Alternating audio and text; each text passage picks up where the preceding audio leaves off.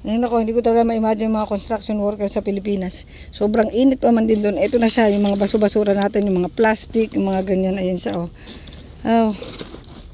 I-edit ko na naman yung sa kong video. Ito, para matibay yung ano natin. Di ba sabi ko sa inyo, tingnan nyo, puro buhangin dito. Wala ditong lupa. So, para matibay yung ano natin, yung inyong foundation, kung wala kayong mga bato-bato, sobrang dami ng plastic sa Pilipinas. Plastic na lang ihalo nyo dyan. Kasi yung plastic, million of years, hindi pa matunaw. Ikaw patay ka na, yung plastic buhay pa. So yan siya. Yung mga plastic na ganyan, yan yan ang i-ano natin dyan, isasama mo sa simento. Yan ang pinakabato mo, yung plastic.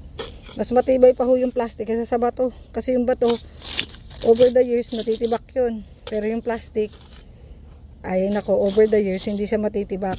Ayun siya, oh. Tapos eto mga tin cans, yan, yung mga basura na yan, pwede ho yan. Ito yung mga tin cans ho, pwede ho rin yan, isali mo yan sa semento.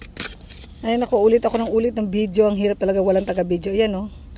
Yan, lagay mo sa ano mo, pag pinaka base mo ng semento, total ano lang naman to, tawag dito, ano mo lang naman to, yung parang pinaka stick mo lang naman sa halaman. Ayan siya, oh.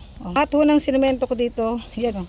Dito talagang bakal na to. Yung ilalim niya puro plastic. No, yung mga pinagsisemento ko dito, yan, oh.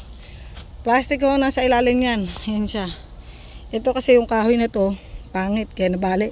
Pero yung ilalim niya, oh, di ba buhay siya. So far yung lahat ng sinemento ko diyan, tulad nito, plastic din ho yung ilalim niyan. Yung kahoy na lang ang bumibigay kasi sobrang bigat ng gumagapang sa kanya. Pero meron ako dito yung pinaka base ko talaga, plastic at saka mga tin cans. Pakita ko lang sa video. Ayan siya, oh. Sobrang daming niyang na gumagapang na sitaw. Ang daming sitaw.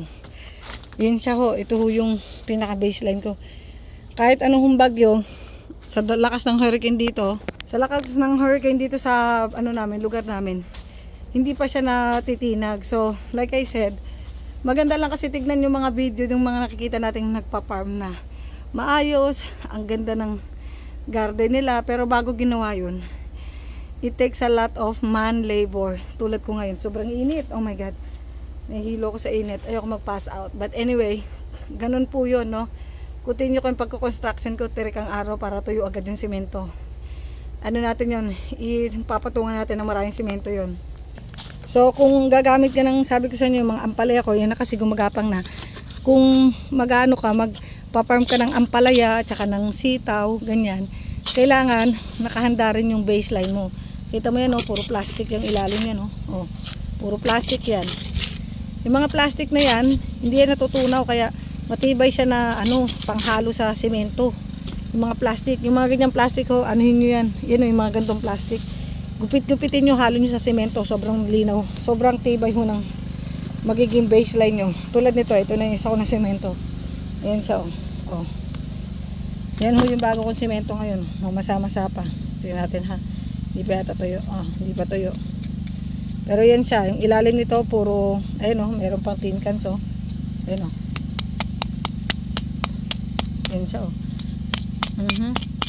So, habang tumatagal, pag natuyo na siya, sobrang tibay ho nito.